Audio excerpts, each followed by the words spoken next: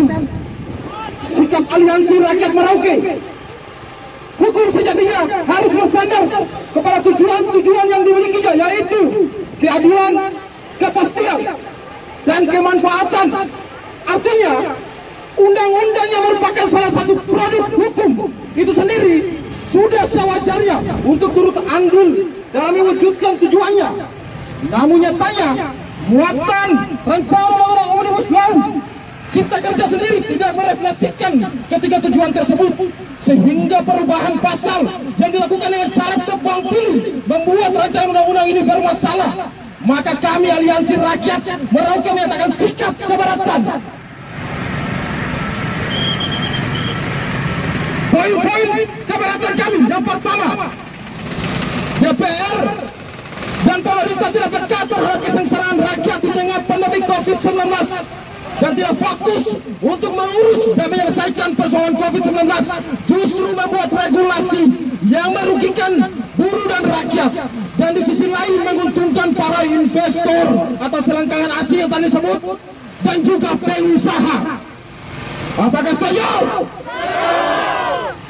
Dua, DPR dan pemerintah telah memfasilitasi kepentingan monopoli ekonomi korporasi dan oligarki yang dilegalkan dalam Undang-Undang Cipta Kerja dengan dalih mendorong pemulihan ekonomi nasional dan membawa Indonesia memasuki era baru perekonomian global untuk mewujudkan masyarakat yang makmur, sejahtera, dan berkeadilan.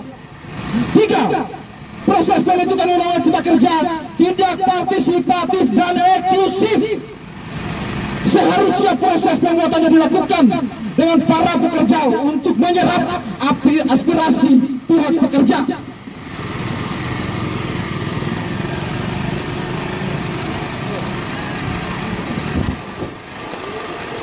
Yang diatur, proses pembentukannya melanggar prinsip kedaulatan rakyat sesuai pasal 1 ayat 2 Undang-Undang Dasar Negara Republik Indonesia tahun 1945 dan tidak mencerminkan asas keterbukaan sesuai pasal 5 Undang-Undang Nomor 12 tahun 2011 tentang pembentukan peraturan perundang-undangan di Indonesia.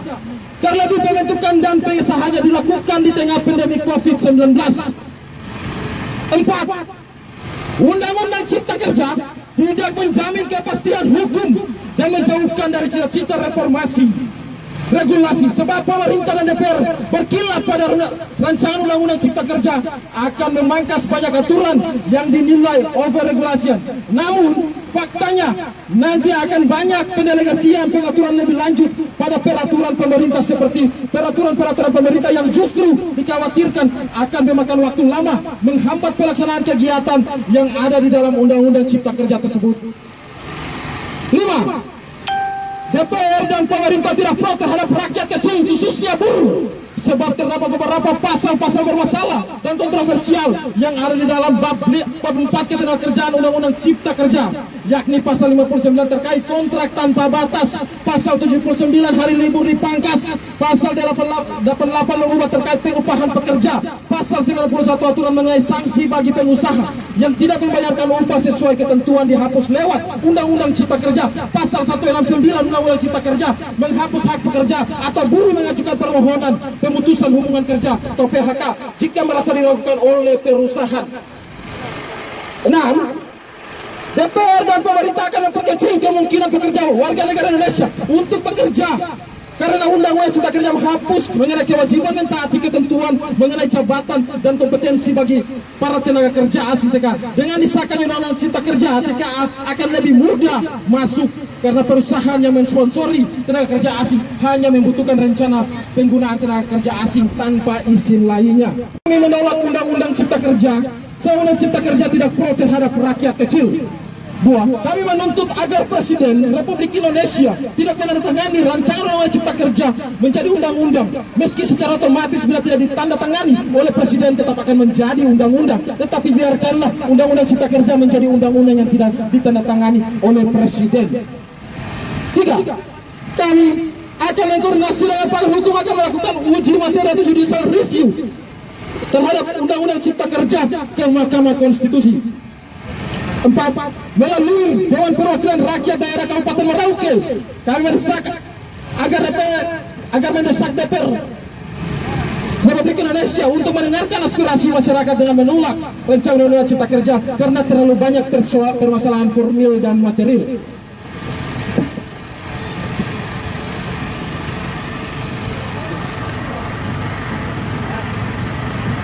Lima, kami mengajak masyarakat seluruh Indonesia dan khususnya masyarakat Kabupaten Merauke untuk senantiasa melakukan pengawalan terhadap setiap kebijakan pemerintah dan DPR, termasuk rencana pembahasan rancangan undang-undang yang bermasalah di kemudian hari. 6. Kami menolak undang-undang Cipta Kerja yang tidak berpihak kepada pelestarian lingkungan dan hak kerja. Kami melakukan pengawalan. Kita harus melakukan pengawalan bersama-sama mengenai undang Cipta Kerja ini. Bukan hanya hari ini, tapi sampai kapanpun selama tidak mementingkan kepentingan rakyat, maka tetap kita akan kawal. Mungkin itu saja tuntutan dari kami harap agar bisa ditanggapi dan juga direalisasikan oleh Ibu Wakil Ketua DPR yang hari ini hadir untuk mewakili lembaga Dewan Perwakilan Rakyat Daerah Kabupaten Merauke. Satu hal yang ingin saya sampaikan, bahwa ketika pelangi saja bisa menjadi laskar, maka jangan pernah kita membiarkan hujan membuat kehadiran cakar-cakar. Hidup Indonesia! Hidup mahasiswa! Omnibus Law! Ini akan ada penandatanganan.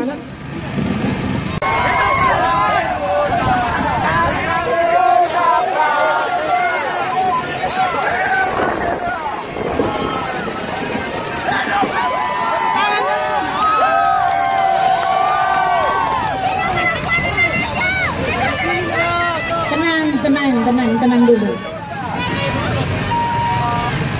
Assalamualaikum warahmatullahi wabarakatuh.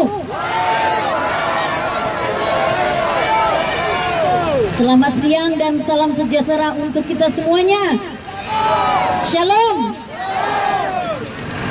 Wahai mahasiswa, hidup mahasiswa.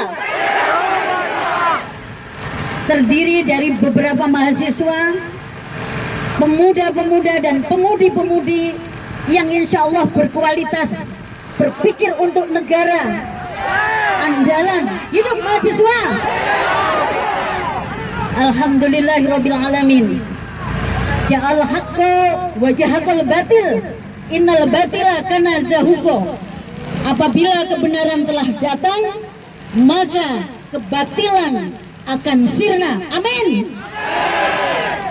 Pada hari ini, di tengah panas yang cukup membuat semangat dan berkobarnya hati para mahasiswa semua, pemuda-pemuda harapan bangsa, yang saya harapkan ya, tidak hanya memenuhi emosi semata, tapi mempunyai nilai sungguh dari hati nurani yang dalam demi kepentingan dan kesejahteraan rakyat Indonesia. Betul? Jangan ditunggangi apapun kalian. Jangan karena emosi semata kemudian dengan tidak berakhlakul karimah dalam menyampaikan orasi. Saya harapkan seorang pemuda dan pemudi mahasiswa yang mempunyai intelektual yang bagus, cara menyampaikannya juga harus dengan sopan dan santun. Ya. Ibu sebagai wakil daripada masyarakat Kabupaten Merauke, memang Sayyidul Qaum khatimuhum, bahwa pemimpin adalah sesungguhnya pelayan bagi kalian, tetapi bukan seperti itu juga cara menyampaikan. Insya Allah dengan dasar tasyarruful imam ala ra'iyah manutun bil maslahah, semua itu kepentingan kiprah seorang pemimpin harus dan wajib hukumnya demi masyarakat, demi rakyat, dan demi kebaikan kemaslahatan kita semuanya. Saya mewakili anggota DPR Kabupaten Merauke. Nanti akan saya sampaikan kepada Bapak dan Ibu sekalian. Diam tidak, diam tidak. Diam. Mau nggak dibantu Bapak Ibu Dewan? Dengarkan dulu. Dengarkan dulu. Dengarkan dulu dengan baik. Kalau tidak, saya nggak menjawab nanti.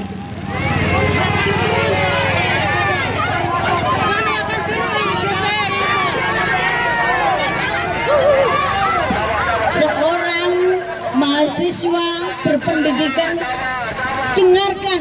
Saatnya ibu yang berbicara, kamu yang mendengarkan. Dewan, ibu akan duduk bersama dengan Babemperda kemudian Ibu sebagai Wakil Ketua 1, dan juga nanti unsur pimpinan dan juga seluruh anggota Dewan, kita akan berbicarakan ini, kemudian kita akan lanjutkan aspirasi adik-adik ini, kita akan konsultasi dan koordinasi, dan tentunya menjadi corong bagi kalian semua bahwa ini perlu dipikirkan, ditinjau kembali, direview. Maunya kan begitu? Hidup mahasiswa!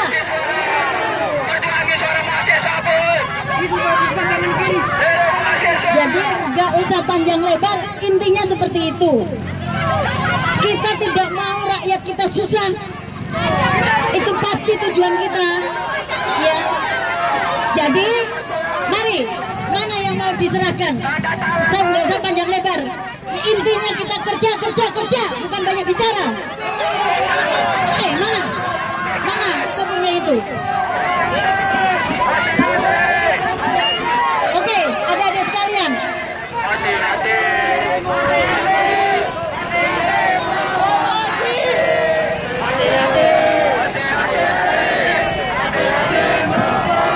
Kawan-kawan, satu komando, dengar dulu. Setelah itu kita dengar dulu penjelasan satu komando. Saya harap teman-teman satu komando ya. Satu komando ya. Dengar Jenderal Lapangan.